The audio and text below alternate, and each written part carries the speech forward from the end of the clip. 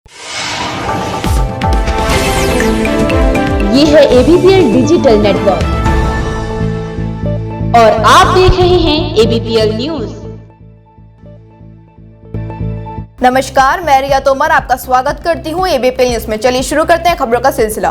पूरे देश में भारतीय किसान यूनियन की ओर से ट्रेन को रोके जाने के आह्वान पर खटीमा भारतीय किसान यूनियन के पदाधिकारियों ने खटीमा रेलवे स्टेशन पर 1 से 2 घंटे ट्रेन को रोका और लखीमपुर खीरी की घटना में शहीद हुए किसानों के लिए इंसाफ की मांग की। इसी दौरान पुलिस और RPF के जवान भी मौजूद रहे। संयुक्त मोर्चे की कॉल थी हमारी, आपको पता होगा पिछली 3 तारीख को हमारे लखीमपुर में जो किसान थे शांतिपूर्वक अपना प्रदर्शन कर रहे थे, मगर एक भारतीय जनता पार्टी का गुंडा नेता, जैसे आपको पता, उसने हमारे किसानों पर पीछे से जीप चढ़ाई और उसमें हमारे 5 किसान शहीद कर दिए।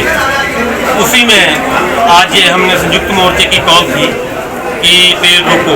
आज हमने इसलिए खटीमा भी ट्रेन रोकी है। उसका मतलब ये था कि वो जो नेता है उसको अभी तक बर्खास्त नहीं किया गया। किसानों की यही मांग है सभी मोर्चे की कि उसको जल्दी से जल्दी जो है सरकार से बर्खास्त किया जाए।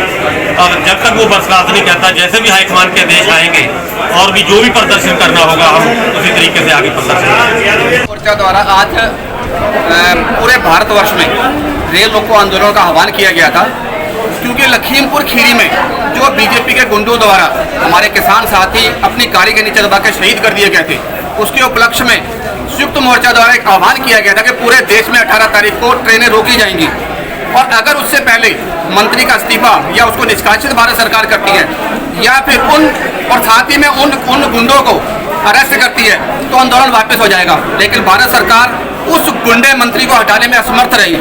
इसी कारण हमें आज यहाँ पर मजबूरन पूरे किसानों को लेकर यहाँ पर ट्रेन को रोकना पड़ा। अन्यथा किसान कभी भी ये नहीं चाहता कि कोई यात्री या किसी मजदूर या किसी साथी को परेशान किया जाए, लेकिन मजबूरन जो भारत सरकार की गलत नीतियां हैं, जो गलत कानून बनाए गए हैं और गलत जब तक इनको वापस नहीं लेती और जब तक इन लखीमपुर के गुंडों को सजा नहीं मिल जाती, ये इसी किस्म के आंदोलन संयुक्त मोर्चा द्वारा करती रहेगी और हम अपनी एकता को दिखाते रहेंगे। विकास पुरुष कहे जाने वाले पूर्व मुख्यमंत्री स्वर्गीय पंडित नारायण दत्त तिवारी की पुण्यतिथि व जयंती आज हल्द्वानी शहर के स्वराज्य आश्रम में मनाई गई, जहां पूर्व मुख्यमंत्री हरीश रावत के साथ साथ कई कांग्रेस के पदाधिकारियों ने पुष्प समर्पित कर विकास पुरुष को याद किया। वहीं यशपाल आर्य के पुनः कांग्रेस वापसी में उनका स्वागत समारोह भी किया गया और वहीं संकल्प रैली निकालते हुए आगामी 2022 की विधानसभा चुनाव की रणनीति बनाई गई। देखिए पूरी खबर हमारे संवाददाता राकेश जोशी के साथ। पूर्व मुख्यमंत्री स्वर्गीय पंडित नारायण दत्त तिवारी की आज पुण्यतिथि के साथ साथ उनकी जयंती मनाई गई है। हल्द्वानी स्वराज आश्रम में आप देख सकते हैं तमाम यहाँ पे पूर्व मुख्यमंत्री हरीश रावत के साथ साथ तमाम कांग्रेस के यहाँ पे दिग्गज नेता यहाँ जो है पहुँचे हुए हैं और उनकी जो है पुण्यतिथि को जो है वहाँ पे उनकी मनाई गई है और फूल समर्पित कर जो है उनको याद किया गया है। तमाम यहाँ पे पूर्व कैबिनेट मंत्री के साथ साथ तमाम जितने भी कांग्रेस के दिग्गज नेता जो है यहाँ पहुँचे हुए हैं। आप देख सकते हैं कि किस तरीके से ये स्वराज आश्रम में जो है भारी कांग्रेस के कार्यकर्ताओं के साथ साथ तमाम लोग जो है उनकी याद में जो है यहाँ पे आए हुए हैं और वहीं एक संकल्प यात्रा के साथ साथ आगामी 2022 के विधानसभा चुनाव में किस तरह से कांग्रेस को जो है उत्तराखंड की धरातल पर जो है लाया जाए, इसके लिए रणनीतियाँ बनाई गई है। और वहीं जिस तरीके से आज पूर्व मुख्यमंत्री हरीश रावत का जो है यहाँ आगमन हुआ है और लगातार जिस तरीके से आगामी 2022 के विधानसभा चुनाव को लेकर जो है कांग्रेस जिस तरीके से रणनीतियाँ तैयार कर रही है और वहीं पूर्व मुख्यमंत्री के साथ साथ जो है यहाँ पे कांग्रेस के तमाम पदाधिकारियों के साथ साथ कार्यकर्ता लोगों ने जो है उनकी फोटो पर जो है माला समर्पित करके जो है उनको याद किया गया और वहीं आगामी 2022 के विधानसभा चुनाव में किस तरीके से जो है रणनीति बनाई जाए उसके लिए यहाँ पे तैयारियां करी गई है। और वहीं परिवहन मंत्री यशपाल आर्य के जो है घर वापसी, कांग्रेस में पुनः वापसी आने पर जो है उनका भव्य स्वागत जो है यहाँ पे किया गया है और आगामी 2022 के विधानसभा चुनाव में कांग्रेस जिस तरीके से रणनीति तैयार करे उसके लिए यहाँ पे लगातार जो है प्रयास किया जा रहा है। राकेश जोशी ABPL न्यूज के साथ हल्द्वानी।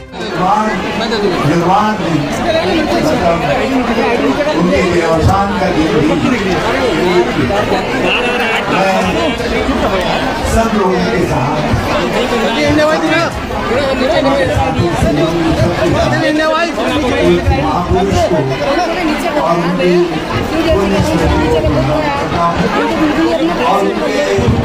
लाखों करोड़ों प्रशंसकों को उनके जन्मदिन पर बहुत बहुत बधाई और बहुत बहुत शुभकामनाएं। सर यशपाल जी आने के बाद कार्यकर्ताओं में अलग एक जोश दिख रहा है। कल सिंघवाल जी ने भी कहा 5 विधायक जो हमारे संपर्क में है जन कांग्रेस में आ रहे हैं।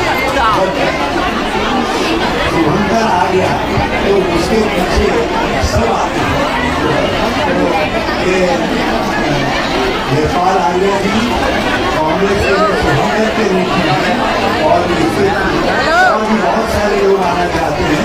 अब तो हमको तय करना है कि अरे मैं कहीं और कौन आना चाहिए। लेकिन एक बात जो जिस जोश की अपेक्षा थी चुनाव जाने के लिए कि यशपाल आर्या जी के आने से वो जोश हमारे कार्यकर्ताओं में भी आ गया है। और कल पिथौरा में हुआ 2 जगहों में ग्रामीण क्षेत्र में जनसभा की तो लोगों में भी जोश आया है। लोग समझ रहे हैं कि आप कांग्रेस का आना निश्चित है। उत्तराखंड में राजनीति हालात तेजी से बदल रहे हैं सर। उत्तराखंड में राजनीति हालात तेजी से बदल रहे हैं। यदि हमने सब कुछ बता दिया तो आप हमारे पीछे कैसे आओगे? तो आपकी रुचि बनी है हमने, इसलिए कुछ हमको संभाल करके रखनी। एक बार फिर मौसम विभाग की भविष्यवाणी सही साबित हुई। वहीं मौसम के बदलने से किसानों के चेहरे पर मायूसी नजर आई। वहीं धान की फसल को बारिश से काफी नुकसान होने का अनुमान लगाया जा रहा है। साथ ही जिन किसानों ने अपनी फसल कटाकर अपनी ट्रॉलियों में भरकर मंडियों में पहुंचा दी थी वो भी काफी परेशान नजर आ रहे हैं। आपको बता दें कि मौसम विभाग के पूर्व अनुमान के बाद उधम सिंह नगर की जिलाधिकारी रंजना राजगुरु ने पूरे जिले में ओलावृष्टि और अत्यधिक बारिश को देखते हुए अलर्ट जारी किया था और सभी अर्धशासकीय और निजी सरकारी स्कूलों में अवकाश के आदेश दिए। बहुत ही कहर बरपा है ये जो कुदरत की मार है किसान तो हर तरीके से मर ही रहा है। गवर्नमेंट भी मार रही है, बाकी जो ये कुदरत की मार है। अभी तो ये देखिए धान ये आपको दिख ही रहा होगा किसानों का कैसे पड़ा है। सरकार की तरफ से भी कोई व्यवस्था नहीं है। और मंडी अगर ये धान यहाँ पर नहीं पड़ा होता, अगर सरकारी खरीद टाइम से हो गई होती तो ये धान यहाँ पर ऐसे मंडी में ख़राब नहीं हो रहा होता। किसान तो वैसे ही बर्बाद हो चुका है। खेतों में जाके देखिए इस टाइम जो इतना पानी खड़ा हुआ है धान के ऊपर, बताइए किसान क्या करेगा। अब जो ये कहते थे कि फसल बीमा योजना है, आप देखेंगे ना कि वो फसल बीमा योजना हमें कितनी मिलती है। कुछ नहीं है जी, किसान बर्बाद होने के कगार पे है। किसान का कोई सुध लेने वाला नहीं है। अब बताइए ये धान का क्या होगा जो ऐसे पड़ा है, ये ख़राब हो गया समझ लीजिए, ये जम जाएगा, उग जाएगा। हर तरीके से देख के हमें रोना आता है। देखते हैं हम जब चारों तरफ धान ही धान पड़ा हुआ है, हम तो बर्बाद हो चुके हैं, लुट चुके हैं। कोई सरकार की नीति नहीं है, कुछ नहीं है। किसान तो क्या कहें, हम ज़्यादा कुछ कह ही नहीं सकते। इस टाइम तो हमारा जो हृदय रो रहा है, क्या करें। इस कौन कसूर? इसमें कसूरवार सरकार है, प्रशासन है। क्यों नहीं यहाँ से टाइम से खरीद चालू होती है। और जहाँ हर कच्चे आड़तियों के जरिए एक आड़ती के जरिए 700 क्विंटल रोज की खरीद है, लेकिन सारी प्रशासन की सरकार की मिली भगत से पूरे दिन में यहाँ पर खरीद कुल 50 ट्रालियों की होती है। बाकी तो 4-4 दिन से, यहाँ 5-5 दिन से ट्राली लेकर किसान खड़ा है, फड़ पे डाल के सुखाने को मजबूर है क्योंकि गर्म हो जा रहा है। क्या करें, कहीं ना कहीं किसानों को परेशान करने की नीति है सरकार की। 10 महीने से किसान सड़कों पर आंदोलित है, फिर भी ये तानाशाही सरकार अंधी बहरी गूंगी हो चुकी है जो सुनने को तैयार नहीं है। बताइए क्या करेगा किसान, कहाँ जाएगा।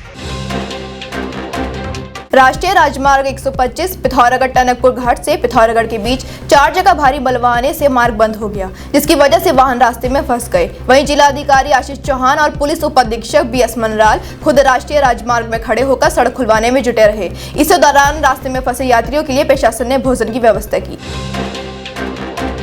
कई राज्यों की सड़कें मलबा और पेड़ गिरने से बंद हो गई हैं, जिन्हें जिला प्रशासन PWD की मदद से खुलवाने का प्रयास कर रहा है। आपको बता दें कि कुछ दिन पहले पाषाण देवी मंदिर के पास DSP कॉलेज छात्रावास में भूस्खलन की खबर आई थी, जिसकी वजह से छात्रावास सहित वहां पर रहने वाले लोगों को सुरक्षित स्थान पर पहुंचाया गया था।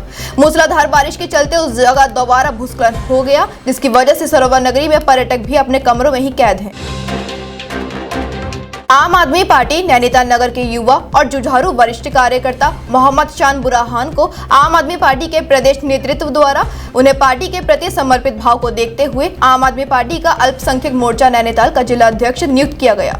आम आदमी पार्टी नैनीताल नगर इकाई ने इस नियुक्ति पर हर्ष व्यक्त करते हुए मोहम्मद शान बुरहान को बधाइयां दी।